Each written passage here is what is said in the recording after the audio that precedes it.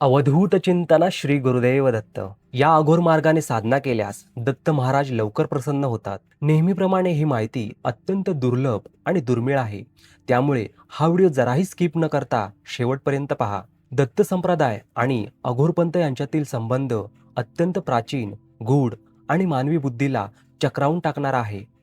सर्वसामान्य जगामध्ये अघोरी या शब्दाभोवती अनेक गैरसमज, भीती आणि अंधश्रद्धा पसरलेल्या आहेत.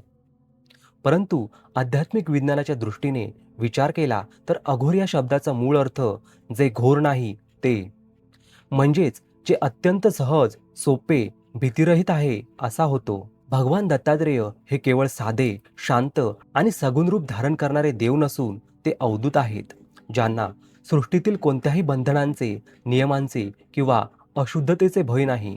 ते स्वतः अघोर पंथाचे आदिनाथ आणि सर्वोच्च अधिष्ठाता मानले जातात.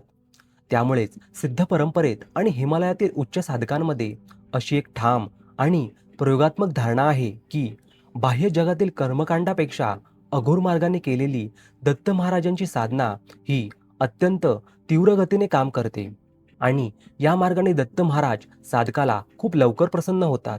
हा मार्ग चमत्कारी शक्तींचे प्रदर्शन करण्यासाठी नसून मानवी मनातील सर्वात मोठ्या शत्रूंचा म्हणजेच भय आणि घृणा अर्थात तिरस्कार यांचा एका क्षणात नाश करून आत्मसाक्षात्कार घडवून आणण्यासाठी निर्माण केला गेला आहे. अघोर मार्गाने दत्त साधना करताना साधकाला आपल्या बुद्धीचे आणि समाजाचे सर्व नियम बाजूला ठेवावे लागतात. सामान्य भक्तीमध्ये आपण देव आणि माणूस यांच्यामध्ये एक अंतर ठेवतो. तसेच पवित्र आणि अपवित्र अशा गोष्टींच्या चौकटी तयार करतो. परंतु अघोर मार्ग हा मूळ अद्वैत वेदांतावर आधारित आहे, जो शिकवतो की या संपूर्ण विश्वात केवळ एकच परब्रह्म भरलेला आहे. त्यामुळे जगात कोणतीही गोष्ट अपवित्र असू शकत नाही. अघोरी साधक जेव्हा स्मशानात, घनदाट जंगलात किंवा एकांतात बसून दत्त महाराजांचे ध्यान करतो, तेव्हा त्याचा पहिला हेतू स्वतःच्या शरीराचा आणि नावाचा अहंकार पूर्णपणे भस्म करणे हा असतो. स्मशान हे अघोर साधनेचे मुख्य केंद्र मानले जाते, कारण ते मानवी जीवनाचे अंतिम सत्य आहे. तिथे सर्व मानवी वासना, संपत्ती आणि अहंकार राखेत रूपांतरित होतात. अशा ठिकाणी बसून जेव्हा साधक ओम द्राम दत्तात्रेयाय नमः किंवा अवधूत चिंतनाचा मानसिक जप करतो, तेव्हा त्याच्या मनातील मृत्यूची भीती कायमची नष्ट होते. जेव्हा मनातून मृत्यूची भीती निघून जाते, तेव्हा शरीरातील सुप्त ऊर्जा केंद्र म्हणजेच कुंडलिनी शक्ती अत्यंत वेगाने जागृत होऊ लागते आणि दत्त महाराजांचे चिरंतन चैतन्य साधकाला आपल्या अंतरंगात जाणवू लागते. या अघोरी मार्गातील सर्वात मोठे रहस्य म्हणजे स्वरूपाची अलिप्तता. सामान्य माणूस ज्या गोष्टींना गलिच्छ किंवा भयानक समजून त्यांचा तिरस्कार करतो, अघोरी साधक त्या सर्व गोष्टींमध्ये एकाच ईश्वराचा अंश पाहतात. जोपर्यंत माणसाच्या मनात हे चांगले आणि ते वाईट असा भेद असतो, तोपर्यंत त्याचे मन स्थिर होऊ शकत नाही आणि मन स्थिर झाल्याशिवाय दत्त तत्वाची प्राप्ती होत नाही. अघोर मार्गातील दत्त साधना ही साधकाला अशा एका मानसिक पातळीवर घेऊन जाते, जिथे त्याला सोन्यामध्ये आणि मातीमध्ये, सिंहासनावर आणि स्मशानातील राखेमध्ये कोणताही फरक जाणवत नाही. दत्त महाराज स्वतः अवधूत असल्यामुळे त्यांना अशा साधकाची ओढ लवकर लागते, ज्याने जगाचे सर्व मुखवटे फेकून देऊन स्वतःला पूर्णपणे नग्न आणि शुद्ध केले आहे. ही शुद्धता शरीराची नसून अंतःकरणाची असते. जेव्हा साधक आपल्या मनातील सर्व कामना, वासना आणि अपेक्षांचे विसर्जन करतो, तेव्हा दत्त महाराज कोणत्याही बाह्य विधीशिवाय केवळ त्याच्या एका आर्त हाकेने त्या उग्र आणि अद्भुत अवधूत रूपात प्रकट होतात, ज्याची अनुभूती सामान्य माणसाला कित्येक जन्मांच्या साधनेनंतरही मिळत नाही. या साधनेमधील वैज्ञानिक बाजू अभ्यासली तर असे दिसून येते की अघोर पद्धतीमध्ये ध्वनी आणि प्राणशक्तीचे संक्रमण अत्यंत तीव्रतेने केले जाते. अघोरी संन्यासी जेव्हा आपल्या नाभिकमलातून आणि आज्ञाचक्रातून मंत्रांचे संपुटित प्रयोग करतात, तेव्हा वातावरणातील सुप्त अणू साधकाच्या इच्छेनुसार काम करू लागतात. या मार्गात स्वर विज्ञानाचा म्हणजेच श्वासाच्या गतीचा असा एक गुप्त वापर केला जातो, ज्याने शरीरातील उष्णता आणि ऊर्जा निसर्गाच्या नियमांना छेद देऊन वाढवता येते. हिमालयाच्या मायनस तापमानातही केवळ अंगाला भस्म लावून जिवंत राहणारे दत्त साधक याच विज्ञानाचा आधार घेतात. परंतु हे ज्ञान जितके तीव्र आणि लवकर फळ देणारे आहे, तितकेच ते अत्यंत धोकादायक आहे. जर एखाद्या प्रापंचिक माणसाने केवळ पैशाच्या, संपत्तीच्या किंवा लोकांना संमोहित करण्याच्या हव्यासापोटी या मार्गाचा अवलंब करण्याचा प्रयत्न केला तर त्याचे मानसिक संतुलन बिघडू शकते किंवा त्याच्या शरीरातील ऊर्जेचा उद्रेक होऊन त्याचे मोठे नुकसान होऊ शकते. म्हणूनच अघोर मार्गातील दत्त साधना ही नेहमी एका समर्थ गुरूच्या मार्गदर्शनाखाली आणि त्यांच्याच गुप्त संकेतानुसार केली जाते. शेवटी अघोर मार्गाने दत्त महाराज लवकर प्रसन्न होतात याचा अर्थ असा नाही की हा मार्ग केवळ भयानक कृतींचा आहे, तर याचा अर्थ असा आहे की हा मार्ग अत्यंत रोखठोक आणि तात्काळ परिणाम देणारा आहे. दत्त महाराजांनी स्वतः निसर्गातील ज्या 24 गुरूंकडून शिक्षण घेतले होते त्यामध्ये त्यांनी प्रत्येक चांगल्या वाईट घटकातील चैतन्य आत्मसात केले होते. अघोरी साधक नेमका याच तत्वाचा स्वीकार करतो.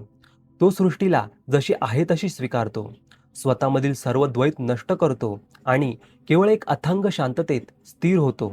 जेव्हा साधकाचे मन पूर्णपणे विचारशून्य आणि भयमुक्त होते तेव्हा त्या अथांग शांततेच्या पोकळीमध्ये साक्षात भगवान दत्तात्रेयांचे विलिनीकरण झालेले संजीवन तत्व प्रकट होते. हाच तो अघोर मार्ग आहे जो पुस्तकांमध्ये किंवा ग्रंथांमध्ये कधीही उघडपणे लिहिला जात नाही, कारण ही केवळ गुरुशिष्य परंपरेत कानात दिली जाणारी एक दिव्य दीक्षा आहे जी साधकाला या भौतिक जगाच्या बंधनातून मुक्त करून थेट दत्तात्रेयांच्या चिरंतन अवधूत तत्वात समाविष्ट करते. दत्त संप्रदाय आणि अघोर मार्गाच्या सखोल प्रवासात जेव्हा साधक अजून पुढे जातो तेव्हा त्याला समजते की या मार्गाची गतिशीलता मानवी तर्काच्या पूर्णपणे पलीकडची आहे. अघोर दत्त साधनेमध्ये कालभैरव आणि दत्तात्रेय या दोन्ही तत्वाचे एकत्रीकरण झालेले असते.